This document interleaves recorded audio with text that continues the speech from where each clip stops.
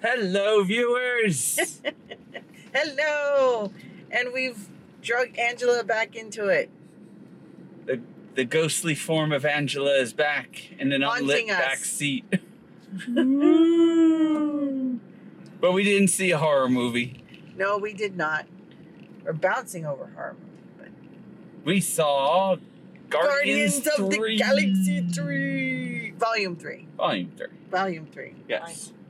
Very important. The final? Well, I know it's yes.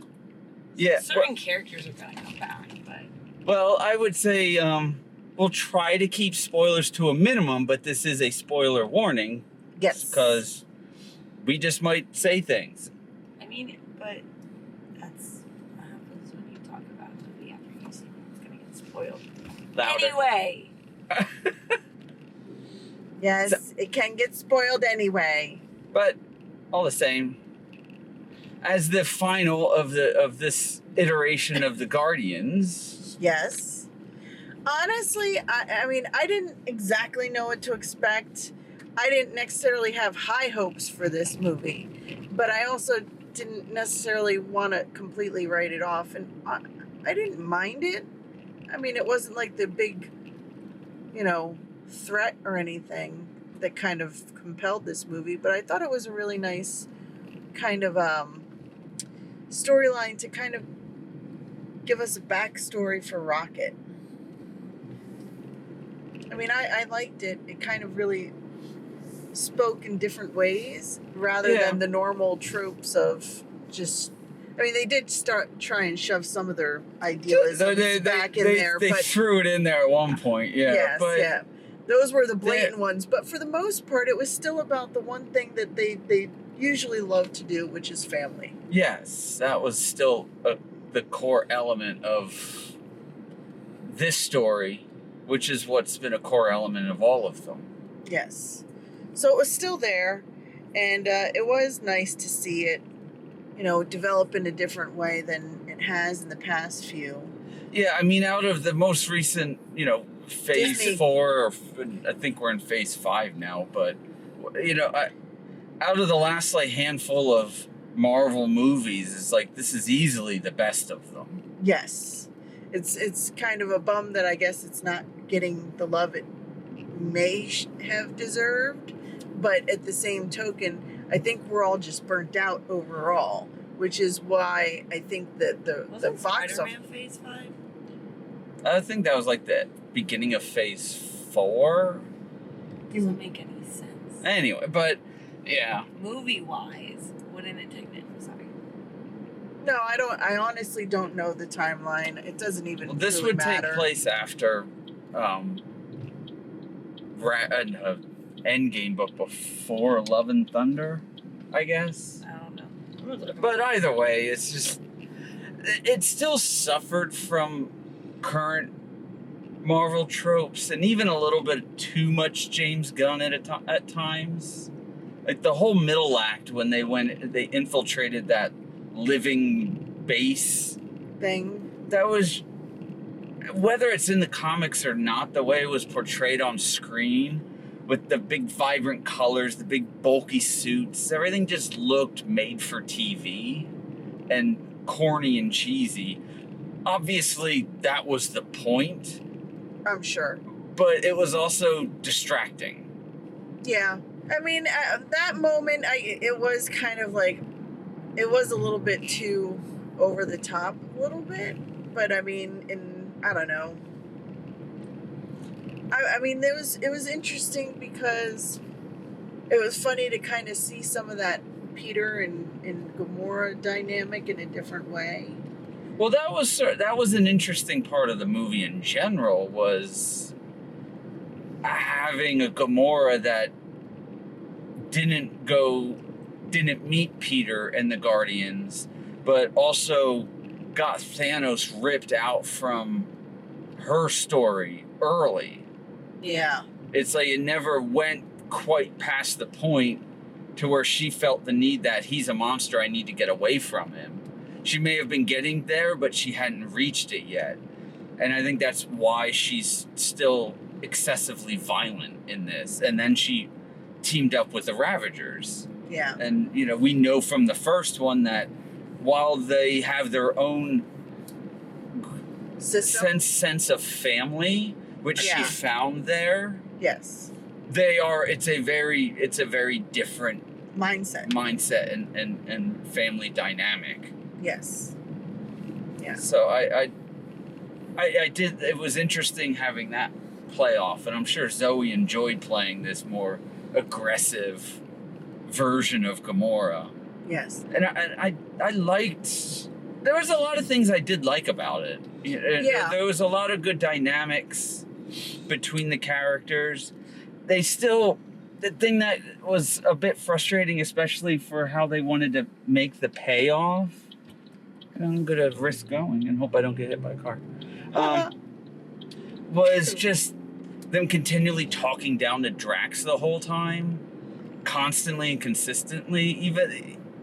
Even though it was coming across a bit lovingly and endearing, it was still sometimes a bit too much. And that was the things that this movie did at times. It was too much this or too much that. And it's a shame because I felt Drax's story arc. This guy's annoying me. Drax's story arc, so many of them had a good conclusion, heartfelt arc throughout the whole movies. I just felt Drax was kind of thrown to the side. I just felt he could have been a bit more. He's just there. Yeah, for the most part, he is just there. And I mean, I think it's because of the way they kind of established his character so early on that his species can't comprehend beyond certain things. So they've just played that up the whole time. And like he never really had that opportunity to truly kind of grow as a character because they've established that he has parameters. Yeah. I mean, most of the other people, they don't have those limitations, so it wasn't a big deal for them to have growth. So I mean, it's kind of interesting that they, I mean, all the other characters in this had some sort of progression in this particular movie even. Yeah. And it was kind of nice to see that because in a sense, like Mantis said, I mean, she's only done what people wanted. She's never had the opportunity to figure out who she is and what she wants out of life anymore. Yeah. And that was kind of what I was getting at, is that they were highlighting others and then just a few of them were getting a little bit more pushed to the side, and I felt Drax was one of those because his arc had, I don't want to spoil it, but I'm not going to, but at the end of his arc it was still very much family related. Yes. But I felt that they could have made that a stronger element to his arc. Yeah. And dove into the family thing. But it's like, what do you think, Ange? But project.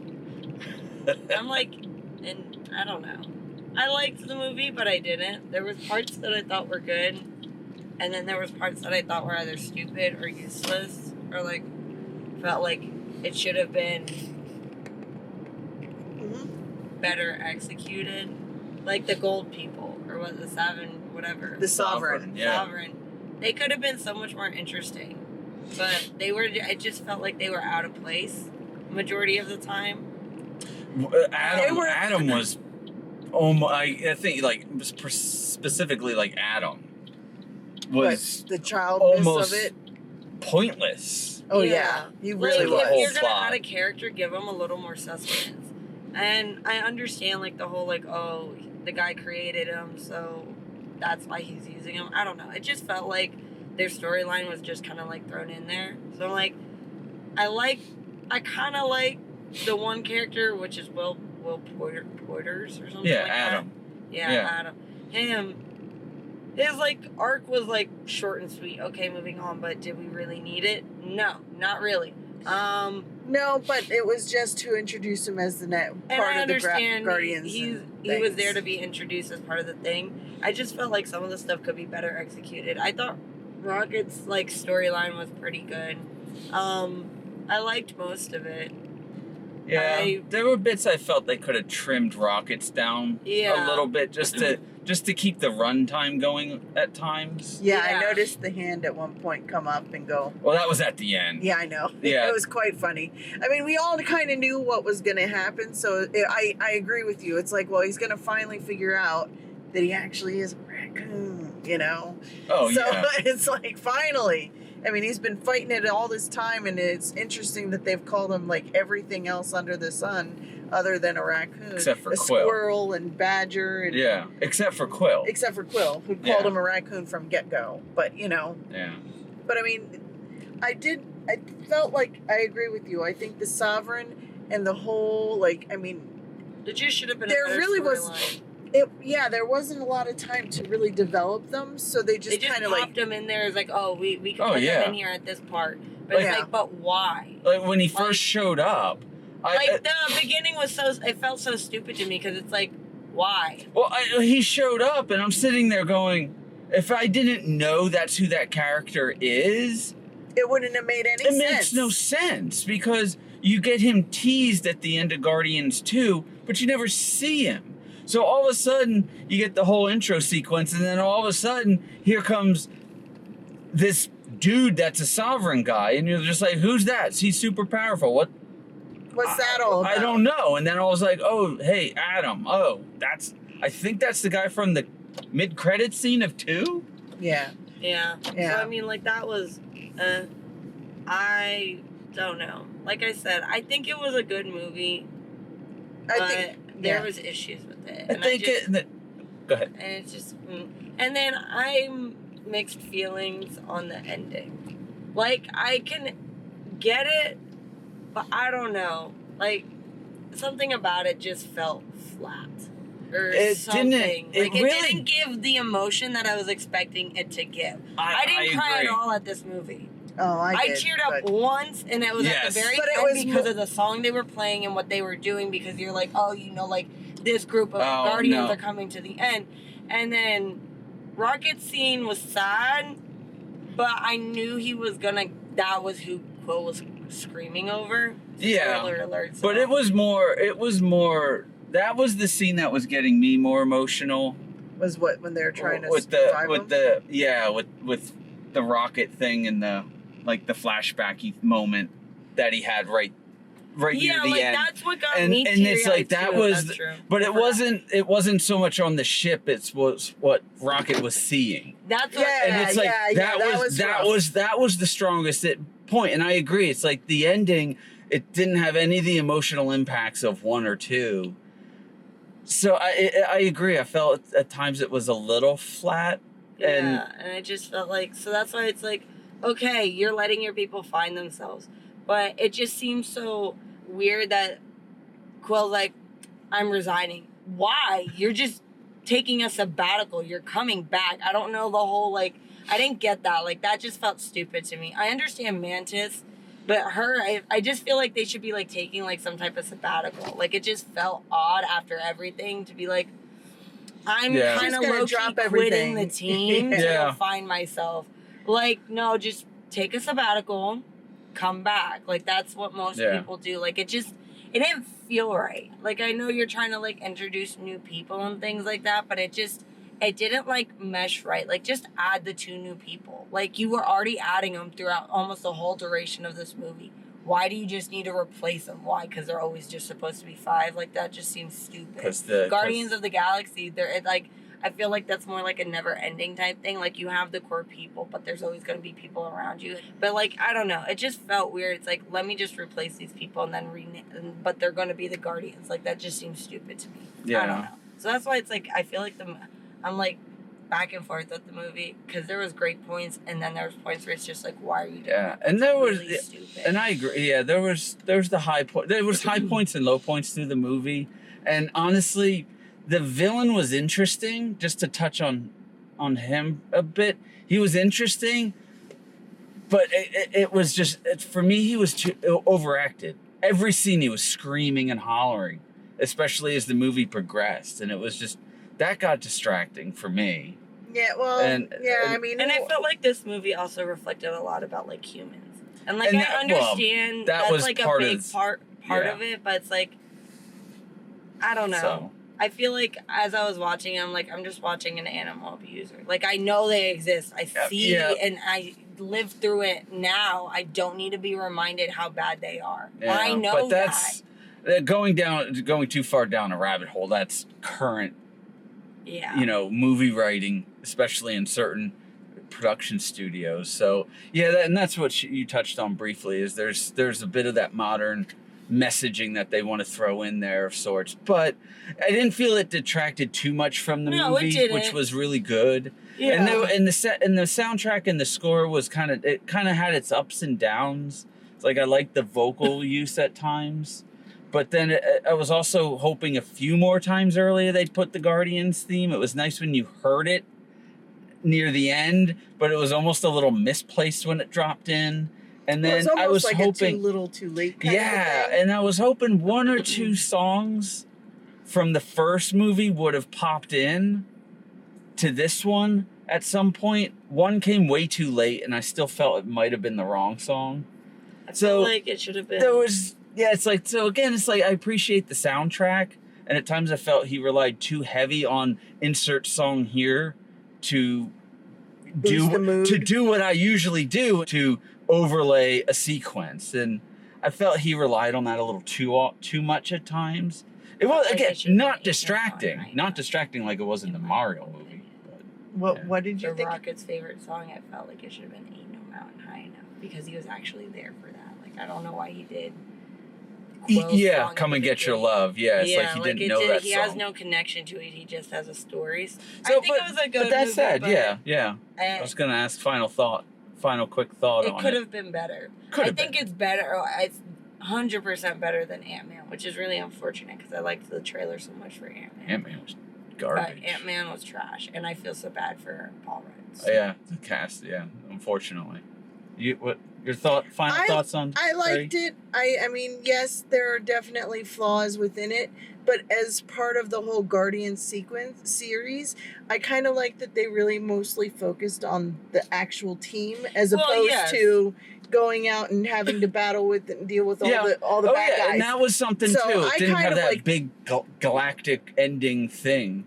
I mean, it had a bit of it for one planet. A little bit, but in a sense, it held its focus on the core team, if not distracting a couple times. So, I mean, it's worth going to check out.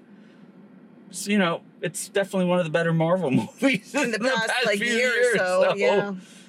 So, I would say definitely go see it. At least, a moment to check your brain and just enjoy. Thank you for riding with us and sitting with us while we unload our thoughts for Guardians of the Galaxy Volume 3. Catch you all in the next video. Thank you. Bye.